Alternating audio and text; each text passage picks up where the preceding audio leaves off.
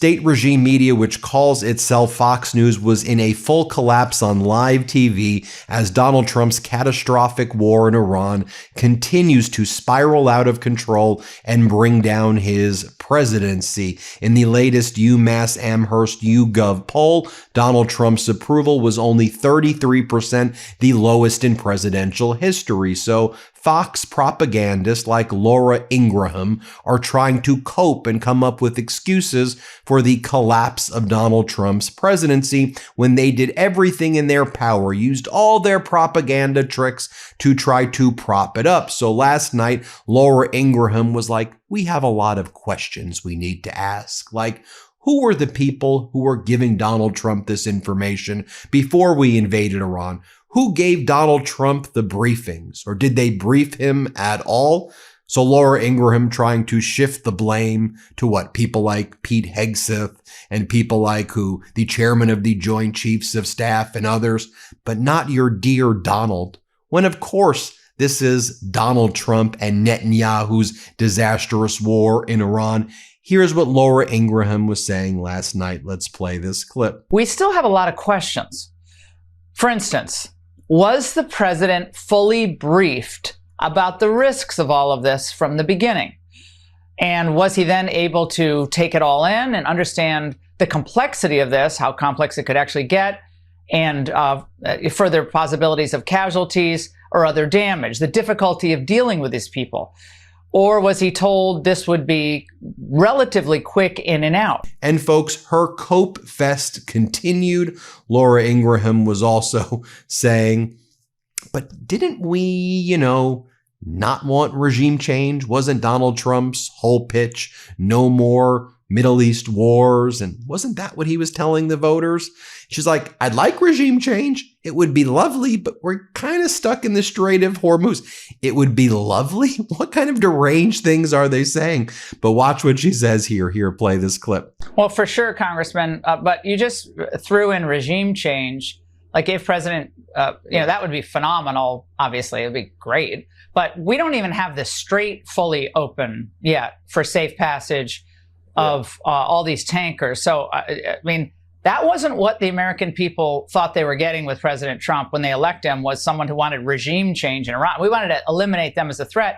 And I think the administration itself has said that regime change fairly consistently, although it would be great, is not their goal. Am I missing something here? Because again, it seems like we're leapfrogging to regime change, again, which would be fabulous. And then Laura Ingraham had this guest on, Arroyo, and they both started mocking Lindsey Graham, one of the architects with Donald Trump of this disastrous war in Iran. That's how they're coping as well. Lindsey Graham, one of the people that Laura Ingraham was clearly referencing in the earlier clips that I showed you. And Lindsey Graham was spending the past 24, 48 hours in Disney World, and he had this bubble gun that, by the way, my little daughter loves, while he was at Disney World, and he was waving it around at Magic Kingdom. And Laura Ingraham and her guest Arroyo were like, yeah, that's kind of weird. And they referred to Lindsey Graham as single and childless Senator Lindsey Graham dropped into Magic Kingdom to play with his pink bubble gun. That's how they're referring to it on state regime media. Here, play this clip right here. Single and childless South Carolina Senator Lindsey Graham dropped into the Magic Kingdom in Orlando, Laura. He claims he was doing business in Florida, a lot of it at Chef Mickey's at the Contemporary Resort. You can see Mickey in the background. And then he was later seen walking through Fantasyland with a pink bubble gun. What is Lindsey doing? I don't know why he's there, but it's a very weird world after all, I guess. No, it's a very small world, I would say. That ride still haunts me, Raymond. And then Laura Ingraham is talking to this guest, MAGA Republican Congress member Pat Fallon. And she's like, all right, like, could we recognize that Iran is not Venezuela? Like, you see the struggle as Fox is like, oh, we're not going to be able to defend this. We're not going to be able to defend this. Here, play this clip. So I honestly do not see, frankly, Laura, an end to this unless we absolutely break their back, and that's going to involve at least American special operators on the ground, allies in the region, the Kurds in the north, and then the Iranian people to rise up, because 80% of them hate this regime. Well, they don't have weapons either, so it's a little tough to have a revolution when nobody on the ground is armed. Congressman, very complex. It's a lot more complex. It's not Venezuela. It's more complicated than that.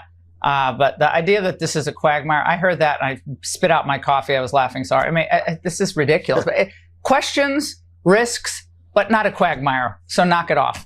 And more from Laura Ingraham right here, as she was basically saying, well, looks like this war is kind of escalating, and Donald Trump says he's going to attack the electrical grids, desalination facilities. We may be sending in special forces, and we're going to try to take over Carg Island. Okay, we've got a lot of questions, some more questions we got to ask. Watch Laura Ingraham right here. Let's play this clip. So if we cannot come to some type of peace deal with people who can't be trusted, then what? Well, looks like the U.S. is going to escalate. President Trump is already warning of widespread further damage, threatening to hit electric generating plants, oil wells, and Carg Island, as he's reportedly considering sending ground troops in to secure the uranium. Now, knowing what little time we have and how quickly this can spiral out of control, we still have a lot of questions. I'm Michael Popak, and I got some big news for our audience. Most of you know me as the co-founder of MeidasTouch's Legal AF and the Legal AF YouTube channel, or as a 35-year national trial lawyer. Now, building on what we started together on Legal AF, I've launched a new law firm, the Popak Firm, dedicated to obtaining justice through compassionate and zealous legal representation. At the Popak Firm, we are focused on obtaining justice for those who have been injured or damaged by a life-altering event, by securing the highest dollar recoveries. I've been tirelessly fighting for justice for the last 35 years, so my own law firm organically building on my Legal AF work just feels right. And I've handpicked a team of top-tier trial fighters and settlement experts throughout all 50 states known as big auto injury attorneys who have the know-how to beat heartless insurance companies, corporations, government entities, and their attorneys.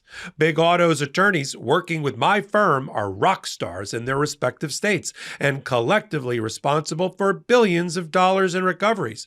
So if you or a loved one have been on the wrong side of a catastrophic auto, motor vehicle, rideshare, or truck accident, suffered a personal injury, or been the victim of medical malpractice, employment harassment or discrimination, or suffered a violation of your civil and constitutional rights, then contact the Popak Firm today at 1-877-POPAK-AF or by visiting my website at www.thepopakfirm.com and fill out a free case evaluation form. And if we determine that you have a case and you sign with us, we don't get paid unless you do. The Popak Firm, fighting for your justice every step of the way. All right, and then she brings out her superstar guest. Laura Ingraham brings out, dun, dun, dun, Lara Trump.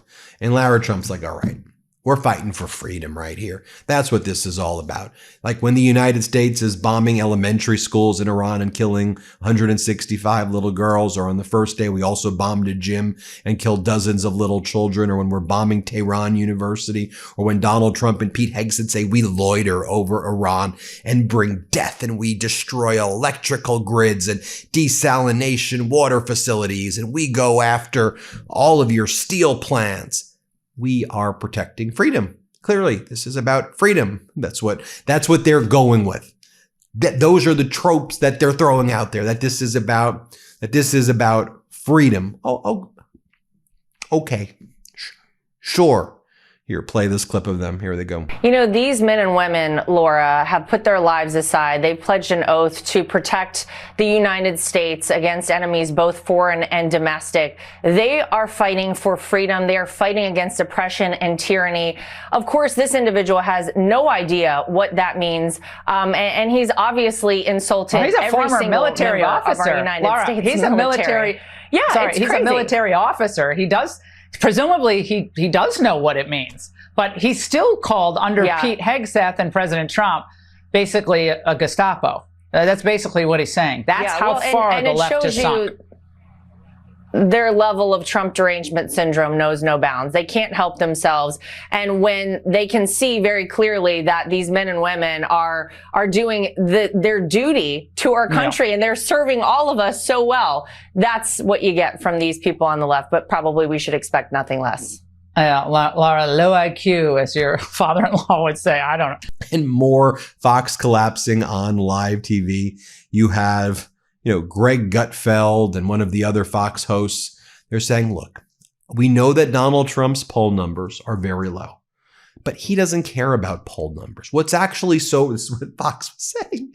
What's actually really refreshing is to have a president who doesn't focus on the numbers, who just cares about doing the right thing, to which Jessica, it was so great. Jessica Tarlov on Fox. She's like, what are you talking about? This is the guy who says any number that he doesn't like is fake. Like, what world are you living in? Here, play this clip. And he's the only politician we've ever had who is always willing to spend political capital on something other than just getting himself reelected. Yeah, it's the complete opposite of how he's painted as this narcissist who's worried about his poll numbers, when in fact, all he's trying to do is build capital so he can spend it. Not worried about his poll numbers. He says everything is fake. He does like good poll numbers. Yes. Yeah. But when they're low, he's like, whatever. Doesn't bother him. Then they needed the pivot, right? Okay, Trump's screwing this up. Massive No Kings protests, 8 to 9 million peaceful protesters. What do we do? Let's attack No Kings. Let's just say it was a failure and let's mock it. So Laura Ingraham is like, the Democrat Party has no policies. It's about retribution. Watch how stupid this No Kings protest is. As our editor-in-chief, Ron Filipkowski, writes, except the last 4 years, Republican politicians have continued to try to take credit for projects funded by the Democrats in their district. Watch what Laura Ingraham says here. Play this clip. Which perfectly sums up the Democrat Party. All stunts, no solutions. No policies, certainly no policies that will make your life better, that will help grow the economy or keep our streets safer. It's only retribution and punishment for the American people. And of course, a push to dismantle our American tradition. Then they have to go to their safe place, right? What's their safe place? Their safe place is to be like, you know what? These people protesting Trump, they've got Trump derangement syndrome, okay? They've got TDS. They're the frauds. The Trump supporters are the ones that insist on free and fair elections. We don't want those illegal immigrants voting. Let's just say illegal immigrants over and over. Illegal immigrants, illegal immigrants. What should we throw in there? Trans? Yeah. Illegal immigrants, trans. Illegal immigrants, trans. Bathrooms, athletes, male, women, athletes, penis, vagina. Okay, enough of this crap. People are being psychologically tortured in our country. If they're fortunate enough to get paychecks, they're living paycheck to paycheck. They can't afford rent right now. People's health care has been ripped away. We've got these massive data centers sucking out energy. We've got AI replacing people's jobs here. We got people unable to access education, unable to access the most basic benefits. Again, people are out there just dying right now in the United States. We're sending our soldiers out to war. Why? Because Trump's chasing Netanyahu into the Middle East. We don't even know what the hell we're doing there other than engaged in crimes against humanity generally in the region. What the hell is going on? And you're out there doing this. Illegal immigrants can't vote. We've got ICE and Border Patrol, Gestapo torturing, killing people here in our streets. The hell's going on? Here's what Laura Ingraham has to say. Here, play this clip. Of course, the nomenclature of the anti-Trump rallies is kind of ironic. Like, what does it even mean? There were all these signs about protecting democracy and got to save our elections. So are they saying that Donald Trump really isn't president and he merely, installed himself as an unelected ruler? Are they questioning the outcome of the 2024 election? Because under their own rules, that would be anti-democratic, correct? And then, again, as this all unravels, you see the unraveling, right? Jesse Waters, one of Fox propagandists, he's like, Gavin Newsom crosses his legs, right? Gavin Newsom is like a woman. He's like a woman the way he crosses his legs. Dude, what are you talking about? What are you? There are so many real serious issues that the American people are confronting right now. I didn't mention before, the MAGA Republicans covering up child sex trafficking rings. How about that? Here, play this clip. Gavin is, how do I say this? Careful. He's kind of like a woman trapped in a man's body. I mean, you could probably convince the base that Gavin is a woman. He changes his mind a lot. He's always in the mirror.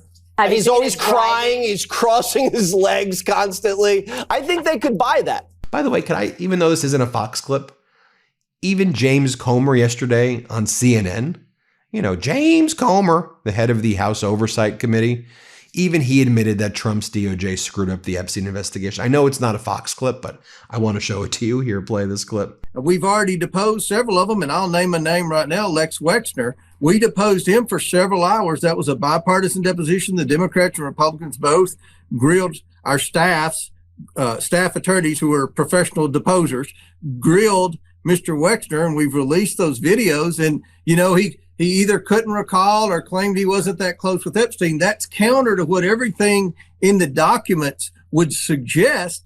But because these crimes were committed decades ago, because the federal government did a terrible job putting together hardly any evidence to prosecute Epstein, it's very difficult to prove whether or not Mr. Wexner was telling the truth or not. More from Jesse Waters here, whining and complaining and saying, you know what? It's the Democrats. When they lose elections, they have panic attacks. It's always a crisis when they are not in power. Here, play this clip. And anytime they lose an election, they have a panic attack. It's always a crisis when they're not in power. Every time Trump beats them, democracy's under assault. Come on. Hillary accused him of stealing the election in 2016. And then finally, Jesse says, don't worry, we're still going to seize Carg Island soon. I know I promised my viewers we would seize Carg Island. We're doing it soon. Watch Jesse here, play this clip. The other thing, we've all talked about seizing Carg and seizing the Strait. Which you said was supposed to happen. He did the same method. I'm going to mess with the markets before the open, which the Iranians predicted. Then you said by Friday. Pretty soon.